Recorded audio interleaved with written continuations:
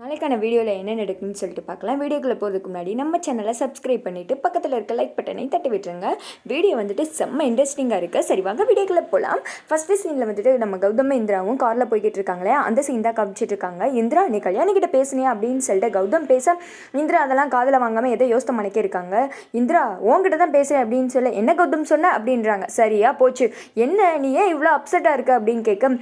இல்லை கௌதம் நம்ம வீட்டில் நடக்கிற எதுவுமே சரி கிடையாது, நம்மளை சுற்றி ஏதோ தப்பாகவே நடந்துட்டு இருக்கு அப்படின்னு சொல்ல,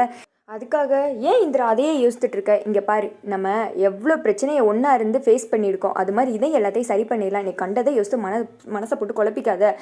கல்யாணி கால் பண்ணி பேசு அப்படின்னு சொல்லிட்டு இருக்காங்க. இல்லை கௌதம் இது அதை மாதிரிலாம் கிடையாது, முன்னாடி நம்ம குடும்பத்துக்குள்ளேயே பிரச்சனை வரும், அதை நம்ம எப்படியோ போராடி ஜெயிச்சிடலான்னு வச்சுக்கோமே, ஆனால் இது அதை மாதிரிலாம் இல்லை, ஏதோ டிஃப்ரெண்ட்டாகவே இருக்குது, அந்த ஊரை விட்டு இந்த ஊருக்கு வந்தோம், அப்பா தேவையில்லாமல் ஜெயிலுக்குள்ளே போனாங்க, அடுத்து மாமா மேலே கன் ஷாட்டு நடந்துச்சு, அதுக்கும் வீட்டில் பல பிரச்சனை, அக்காவோட குழந்த, அப்புறம் திடீர்னு வெற்றி மாமாவுக்கு ஹாஸ்பிட்டலில் அட்மிட் பண்ணோம், அடுத்து ஹேமா அக்காவுக்கு ஃபுட் பாய்சன், இந்த மாதிரி ஏதோ நம்மளை சுற்றி தப்பாக நடந்துகிட்டே இருக்குது, யாரோ நம்மளை வேணும்னே வந்துட்டு குறி வச்சு அடிக்கிற மாதிரியே இருக்குது அப்படின்னு சொல்ல, இந்திரா நீ எதுக்கு எல்லாத்தையும் போட்டு யோசிக்கிறேன், நீ எதையும் வந்துட்டு குழப்பிக்காத, வந்துட்டு அண்ணியை நீ பார்த்துக்கணும் அப்படின்னு சொல்ல, ஆமாம் எனக்கு அதை விட பெரிய கவலையே இதுதான், அப்பாவை வெளியில் கொண்டு வர்றதான் பெரிய பிரச்சனை, அதை எப்படிடா சரி பண்ண போகிறோம்னு நினச்சிட்டு இருந்தேன், பார்த்தா அது கூட நடந்துருச்சு, ஆனால் அக்காவை தான் சமாளிக்கவே முடியல, எனக்கு வந்துட்டு அந்த குழந்தைய நினைச்சாலே ஒரு மாதிரி டென்ஷனாகவே இருக்குது அப்படின்னு சொல்லிட்டு இருக்கேன், எதுவும் கவலைப்படாத, கூடிய சீக்கிரம் நம்ம காவியா அண்ணியை நார்மல் ஆக்கிடலாம் அப்படின்னு சொல்லிட்டு நீ தான் பார்த்துக்கணும் அப்படின்ற மாதிரி பேசிட்டு வந்துட்டு இருக்காங்க. அடுத்து வந்துட்டு ராகினியை காமிச்சிட்டு இருக்காங்க. சே இந்த வீட்டில் என்ன நடக்குன்னே தெரியல, ஐயோ அப்படின்னு சொல்லிட்டு அந்த ஜேபி என்ன பண்ணுறாரு பார்ப்போம் அப்படின்னு சொல்லிட்டு வேமா கால் பண்ணுறாங்க. ஹலோ நான் ஜேபி அப்படின்னு சொல்ல, ஆமாம் இதுக்கு ஒன்றுத்துக்கு மட்டும் குறைச்சல் கிடையாது, உங்களுக்குலாம் என்ன தெரியும், ஆளு தான் நான் அப்படி இப்படின்னு வந்துட்டு பிகு பண்ணுறதுக்கு லாய்க்கு, ஒன்றத்துக்குமே லாய்க்கு கிடையாது, இந்த வீட்டில் என்னென்ன நடக்கு தெரியுமா அப்படின்னு சொல்ல, முதல்ல அங்கே என்ன நடக்குன்னு ராகினியம்மா உங்களுக்கு தெரியுமா அப்படின்னு சொல்ல,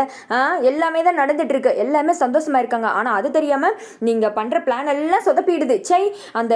இந்திராவை எக்ஸாம் எழுத விட மாட்டேன்னு சொன்னீங்க, அதுவும் நடந்துருச்சு, அதுக்கு மேலே இவங்க எல்லாருமே சந்தோஷமா இருக்காங்க, கண்ணு முன்னாடி எல்லாமே நடக்குது, உங்கள் கூட போய் கூட்டணி வச்சுக்கிட்டேன் பாருங்களேன், சை அப்படின்னு சொல்ல, ராகினியம்மா கொஞ்சம் சாந்தமாக பேசுங்க, அங்கே என்ன நடக்குன்னு உங்களுக்கு தெரியுமான்னு கேட்டேன் அப்படின்னு சொல்ல, தெரியும் தெரியும் அப்படின்றாங்க. என்ன தெரியும், நேற்று இந்திரா வீட்டை விட்டு வெளியில் போனா, யாரை பார்த்தா எதுக்காக போனா அப்படின்னு சொல்லிட்டு ஏதாவது உங்களுக்கு தெரியுமா அப்படின்னு சொல்ல, என்னது வெளியில் போனாலா அப்படின்னு சொல்ல, ஆமாம் அதை என்கிட்டே கேளுங்க, நீங்கள் அந்த வீட்டில் இருக்கீங்களே வேறு என்ன பிரயோஜனம் உங்களுக்கு, சும்மா சாப்பிட்டு இருக்கிறதானோ அப்படின்னு சொல்ல, என்னை கோவப்படுத்தாதீங்க, முதல்ல வந்துட்டு என்ன நடந்துச்சுன்னு சொல்லுங்க அப்படின்னு சொன்னதுமே,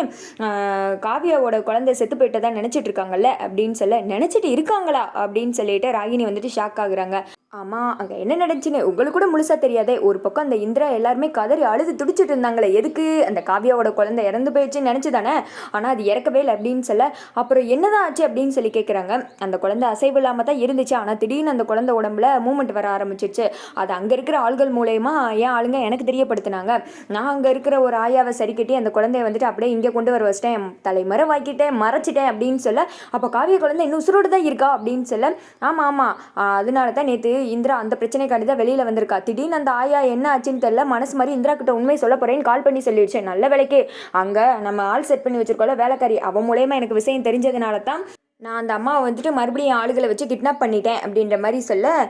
ராகினி வந்துட்டு ஷாக் ஆகுறாங்க. இவ்வளோ தூரம் நடந்திருக்கா, இதெல்லாம் என்கிட்ட ஒரு வார்த்தை கூட சொல்லலை அப்படின்னு கேட்க, எல்லாத்தையும் முடிச்சுட்டு உங்ககிட்ட சொல்லலாம்னு நினச்சேன், அதுக்கு மேலே இன்னும் ஒரு பெரிய வெடி இருக்குது, அடுத்ததா கௌதம்க்கு அப்படின்னு சொல்ல, ஆமாம் முதல்ல அவனை வந்துட்டு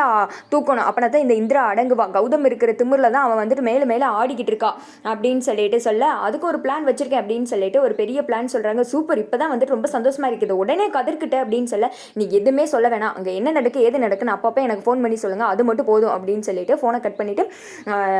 ஜேபி வந்துட்டு அந்த பக்கம் வெள்ளத்தனமாக சிரிக்க, இந்த திக்கா வந்துட்டு